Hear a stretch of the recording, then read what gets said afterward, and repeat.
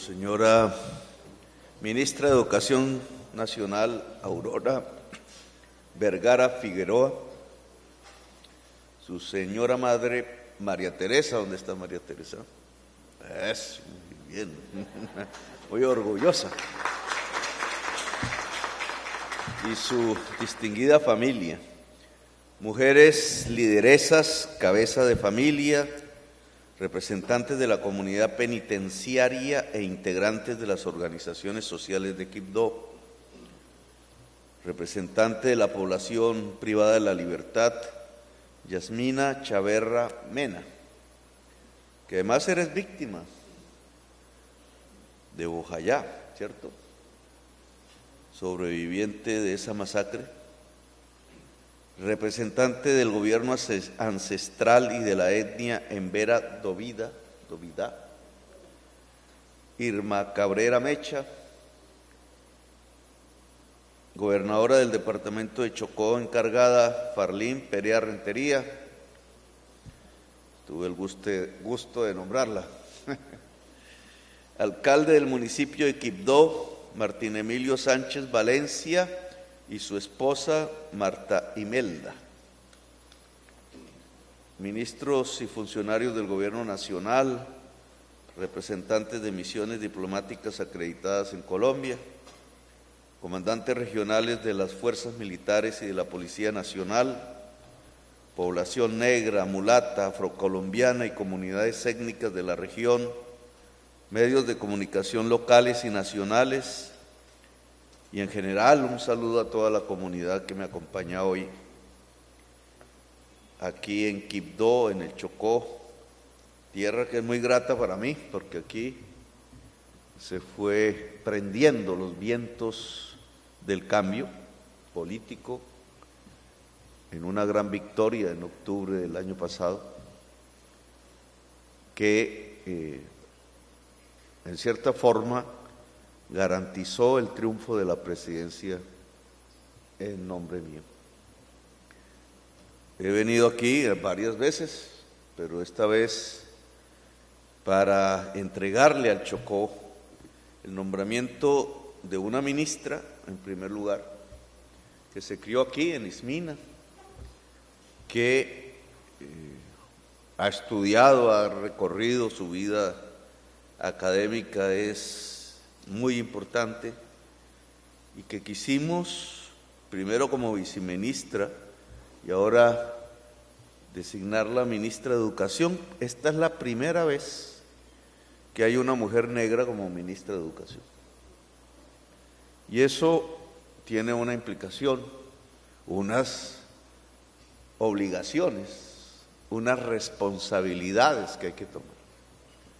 En general, las mujeres ministras pertenecían a las familias de las más pudientes de Colombia, dirigieron un sistema educativo que hoy hace agua por todas partes, por seguir la conducción de las reformas que Andrés Pastrana, en primer lugar, y Álvaro Uribe después, hicieron de la Constitución del 91,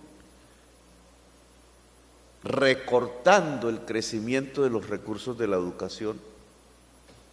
La Constitución del 91 original había prescrito que los ingresos para la educación pública en Colombia debían crecer más que proporcionalmente que los ingresos corrientes de la nación. Un poco lo que haría un padre responsable, una madre responsable con su sueldo, dedicarlo fundamentalmente a la educación de sus hijos. Pues la Constitución quiso algo similar, pero las reformas que siguieron después, una para beneficiar a los banqueros. Andrés Pastrana quiso quitar unos recursos de la educación para salvar a los hombres más ricos de Colombia, los banqueros, en una crisis que por allá en el año 98 estalló, y después, de manera permanente, en los gobiernos de Uribe, se aprobó que ese recorte se volvería para siempre con el afán de abrir un espacio fiscal a la financiación de la guerra. Se volvieron armas, banqueros y armas. Un mensaje completamente diferente de lo que la constituyente quería, del gran pacto nacional que significa una constitución como la colombiana. Ese pacto era que nos educáramos, no que nos fuéramos a la guerra. Ese pacto era que creciéramos como nación a partir del conocimiento y no que se beneficiara un grupo tan extremadamente minoritario como los dueños de la banca en Colombia. No sé si aquí hay algún propietario o propietaria de banco.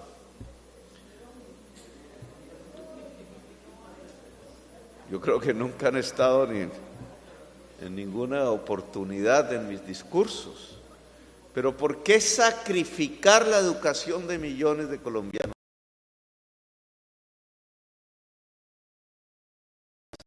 Que incluso son autodestructivas, porque la guerra la hacemos entre los colombianos. No es como allá en Ucrania, aquí es entre nosotros mismos. Una violencia que obviamente nos va conduciendo como nación a una especie de sifón, nos va absorbiendo como los sifones hacen, en vez de convertirnos en un gran huracán como sociedad, como nación. Bueno, nosotros tenemos que deshacer ese entuerto, como diría el Quijote de la Mancha. Deshacer entuertos. Aquí se trata que la educación ahora sí se vuelva la prioridad. Y hemos arrancado porque del proyecto de presupuesto para este año que presentó el gobierno anterior, hemos logrado aumentar el de educación en 3 billones de pesos adicionales. ¿Para qué? Pues para mejorar la calidad en la educación media. Una idea central en la educación media es que se pueda impartir incluso educación superior en el colegio, como hacen los europeos y como eran nuestros primeros colegios en la colonia y en la república. ¿Para qué? Para que crezcan sedes universitarias a lo largo y ancho del país, para que la juventud no sea excluida de la educación superior. La mitad de nuestros jóvenes, y si hacemos las cuentas en el Chocó, mucho más que la mitad de los jóvenes, no pueden ingresar a la educación superior. Hace 200 años, cuando aquí había esclavitud, los esclavistas le prohibían a las mujeres negras leer y escribir. A sus esclavas les prohibían saber leer y escribir. Bueno, una forma de liberación, de emancipación, de indemnización colectiva, si se quiere, es que ahora una descendiente de ese entuerto sea la ministra de Educación que va a permitir que todos y todas las colombianas sepan leer y escribir. Una ministra negra, descendiente, como todas las negritudes de Colombia, de uno de los peores y más dantescos episodios de la civilización humana, la esclavitud. Convertir a una persona en objeto para que genere riqueza para otro, hasta su muerte y la muerte de sus hijos y la muerte de sus nietos, y así casi hasta la eternidad, pensaban los esclavistas. Aquí con armas defendieron la esclavitud, como en Estados Unidos. Y aquí la población que sufría la esclavitud empezó a hablar de libertad, por eso existe Chocó, por eso existe el litoral pacífico, por eso hay palenques libertarios en el Caribe colombiano. Por eso se fue forjando este territorio junto al Pacífico de Colombia, junto al Atrato. Pero fíjense en ustedes, lo repetí en campañas electorales, cómo la única porción del litoral del Océano Pacífico en todo el mapamundi que es pobre es el litoral pacífico colombiano. Sigan ustedes y recorran todo el litoral, tanto a este lado como al lado de los chinos, del Asia, de Australia, y no encuentran una porción de territorio más pobre que esta. ¿Por qué? ¿Por qué si el Pacífico es tan rico? ¿Por qué se ha visto florecer, como veíamos en las películas, el oeste de los Estados Unidos, California, su octava economía mundial? ¿Por qué si al sur, en nuestra propia América Latina, están grandes ciudades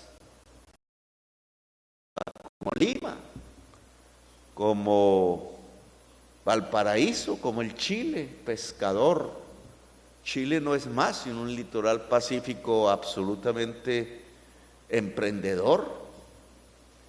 ¿Por qué si vemos por el Asia no vemos sino ciudades como Singapur o como el Hong Kong, o un emporio que crece y asusta incluso a la gran potencia mundial como la China o el Japón o los australianos anglosajones? ¿Por qué todo ese litoral es rico y la única porción pobre es la colombiana? Porque aquí vinieron los esclavos a liberarse y porque los esclavistas castigaron entonces, con su mentalidad blanca y conquistadora, castigaron el territorio del negro y de la negra y lo excluyeron en la República, autoexcluyéndose, porque ese poder arcaico, anacrónico, premoderno que ha dominado a Colombia hasta hace unos meses, se estaba apartando del océano y de la riqueza, encerrándose en sus grandes ciudades andinas, no mirando el mar, no viendo las posibilidades que eso genera, no construyendo como la inmensa cantidad de las naciones del mundo la riqueza junto al mar, sino la riqueza en lo más alto de los Andes, como si fuese posible, como si fuese sostenible. Eso no es sostenible. Alguna vez criticaba en alguna reunión por aquí dormí. Yo también fui prisionero, compañera, yo estuve preso. Yo sé qué es eso, en mi juventud. Pero alguna vez aquí en una reunión criticaba cuando me decían, ¿qué es la prioridad de Quibdó? Y me decían, la carretera a Medellín. Pero yo decía, ¿y acaso el Atrato no nos lleva al mar? ¿Y del mar al mundo?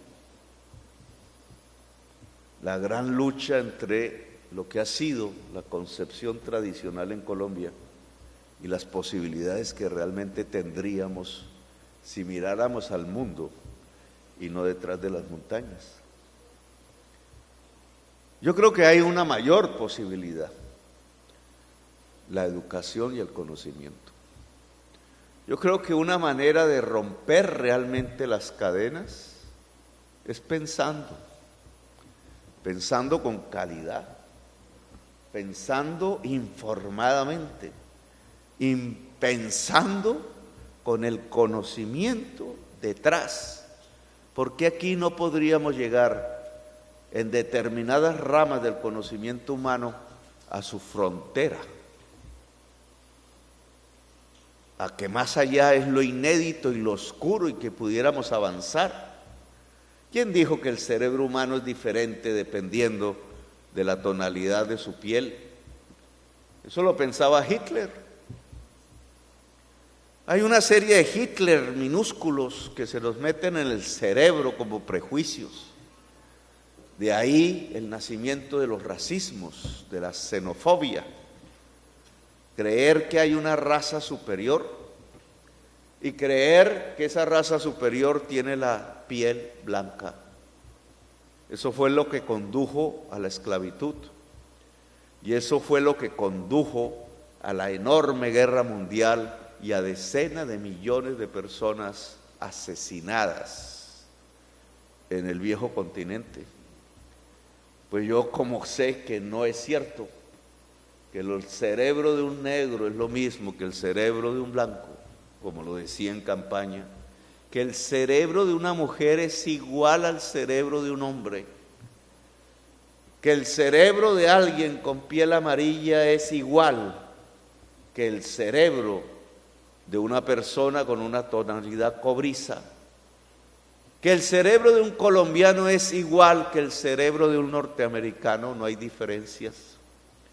Por esa igualdad de los cerebros, que es quizás la democracia plena, la democracia de los cerebros. La palabra igualdad ahí se vuelve concreta, pero se vuelve concreta si son los cerebros, es la unidad del pueblo, y se vuelve concreta si los cerebros se cultivan, se cuidan. Cultivar el cerebro es como cultivar la tierra. Esa palabra cultivo, que viene del latín, asemeja cultivo en la agricultura a cultura. El cultivo del cerebro como la tierra es la cultura. Bueno, y esa cultura se puede acrecentar a partir de la educación. Así que la presencia de la ministra Aurora tiene que ver aquí con la lucha por una nueva emancipación. Una emancipación del pasado que quedó incompleta. Ahora hay que hacerla completa. Y esa plenitud de la emancipación tiene que ver con la liberación y el cultivo del cerebro. El Chocó y en general todo el litoral pacífico de Colombia, el litoral, tienen que resplandecer por sus universidades, por la calidad de sus colegios. No es una universidad pobre para pobres y unos colegios pobres para pobres. Eso no puede ser, así no se lucha contra la exclusión. Tiene que ser lo mejor posible. Y ese es un gran reto, ministra, que tiene usted todos los días, sabiendo que cada segundo que pasa es un segundo menos que nos queda. Por tanto, hay que, en cierta forma, desesperar, en cierta forma, ansiar, en cierta forma, acelerar todos los procesos, quitando los obstáculos que siempre habrá para que se pueda volver realidad lo que estamos proponiendo y lo que estamos diciendo, que el litoral pacífico sea una joya de la educación en Colombia y que mire al mundo, no al ombligo solamente, al mundo, porque es una forma también de liberarse. Al final el mar nos conduce al mundo. Esa responsabilidad empieza aquí, ahora que usted se ha posesionado como ministra ante su propia comunidad en la ciudad de Quibdó, donde quisimos hacer este acto. Y también quisimos firmar la ley en el Día de la Mujer. 5,000 mujeres, lo dijo el ministro. ¿Dónde pueden estar las mujeres más excluidas de Colombia? Pues casi todas las mujeres son excluidas, ¿cierto? Es una sociedad patriarcal, dice el feminismo. Pues claro que en Colombia hay una sociedad patriarcal, heredera de otras sociedades patriarcales que llegaron aquí. Y eso hace que la mujer esté en una condición de subordinación al hombre en todos los terrenos. desde la esquina de una casa hasta el poder político en Colombia. La igualdad de la mujer y el hombre se convirtió en una lucha que tiene que tener concreciones en Colombia. Es larga, es difícil, es compleja. Comienza quizás por actos simbólicos, el que mi gabinete esté integrado en la mitad por mujeres. Esos son símbolos. No quita la subordinación y la desigualdad de la mujer en el conjunto de la sociedad. Y de esa totalidad de mujeres excluidas, ¿cuál es la más excluida de todas? Las que están en la pobreza, indudablemente. La pobreza es femenina hoy en Colombia. La mayoría de las personas pobres en este país son mujeres.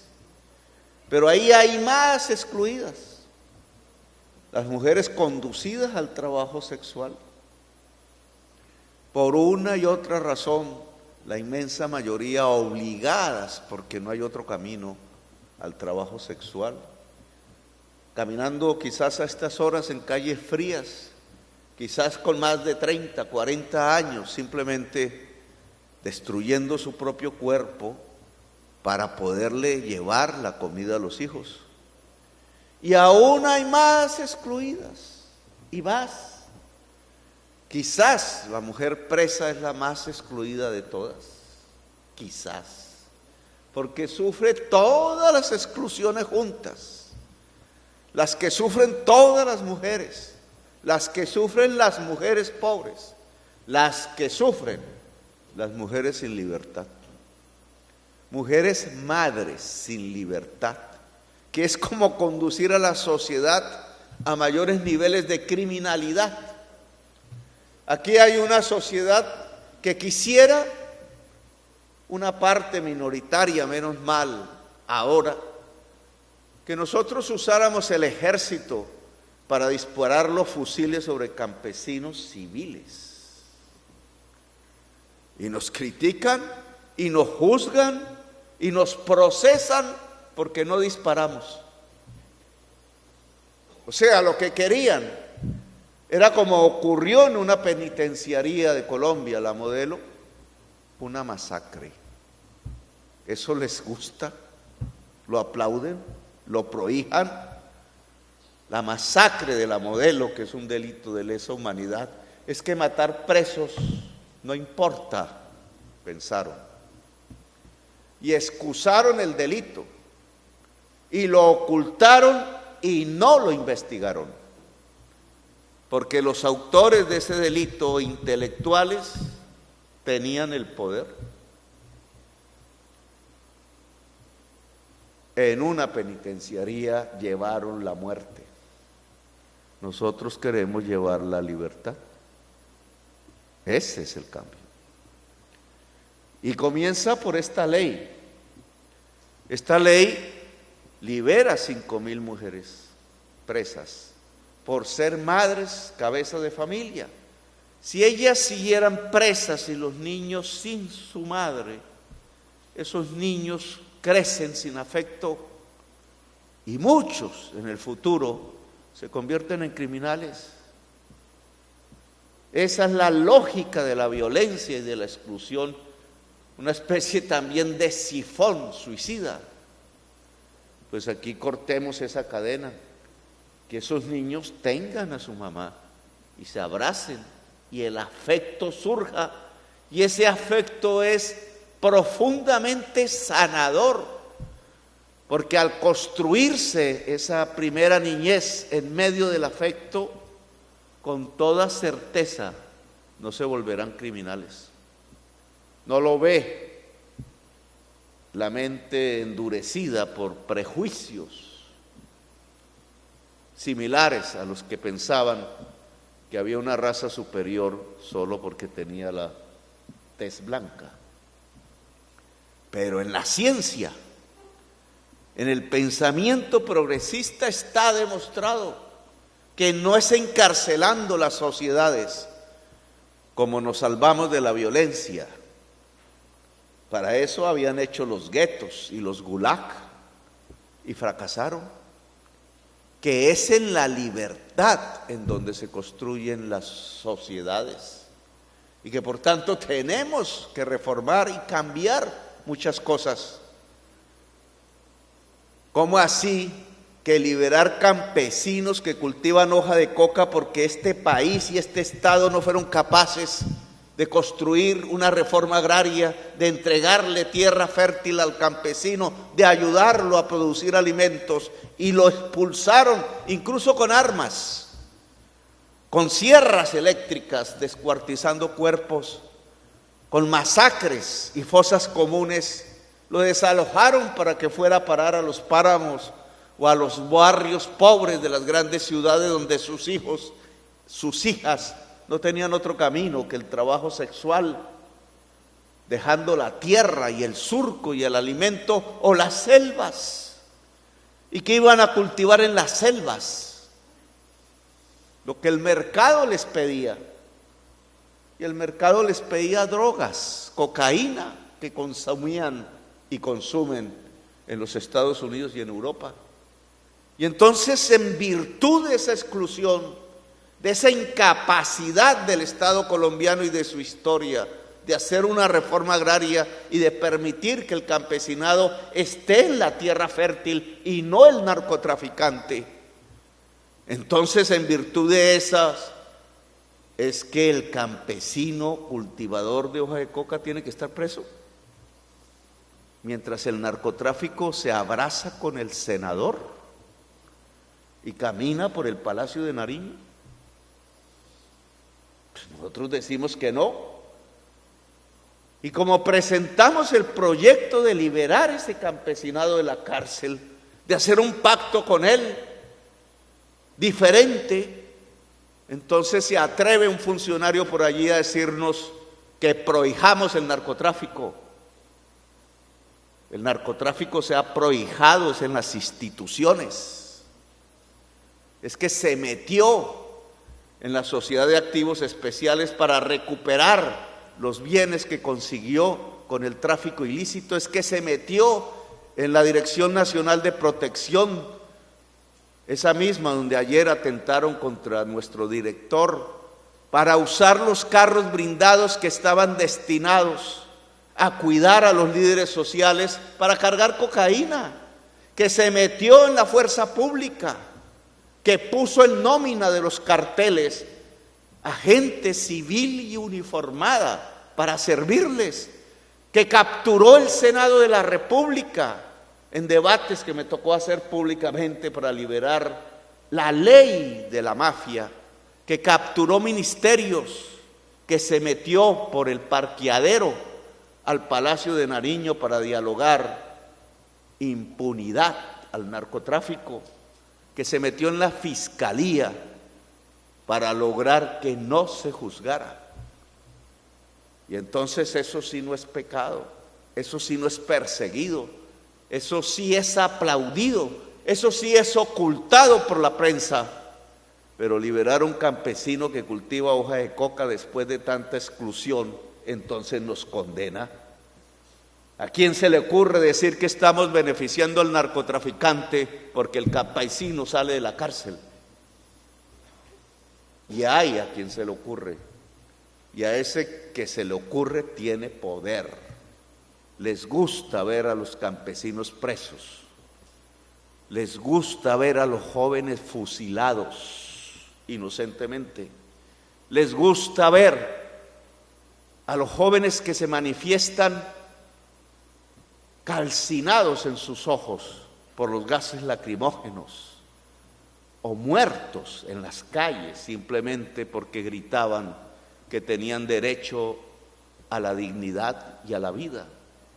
Les gusta la represión, les gusta apuntar las armas del pueblo compradas con el dinero del pueblo contra el pueblo. Nosotros creemos que lo que hay que hacer es la paz, que las armas públicas no son para asesinar al pueblo, sino para defenderlo, que la alianza entre el ejército y el pueblo es la alianza fundamental de la nación, que si el campesinado levanta la bandera nacional orgulloso, porque encuentra que aquí está su tierra, su territorio y su vida, es que se construye una nación. Por eso este proyecto de ley para 5,000 mujeres es tan importante, porque inicia otra manera de entender las cosas, que la presa se junte con sus hijos liberada, que el amor se pueda producir y no sea interrumpido por las cadenas, que quitar esas cadenas entre el amor es lo que nos permite ser una mejor sociedad, que se puede empezar a construir la igualdad entre la mujer y el hombre si liberamos a la mujer de la cárcel. 5,000 madres que van a encontrar a sus hijos. Este es el proyecto de ley que yo voté siendo congresista en la Comisión Primera del Senado, y que ahora, qué paradoja, no lo sabía en ese momento, como presidente de la República firmo para que se convierta en ley de la República. Gracias, muy amables.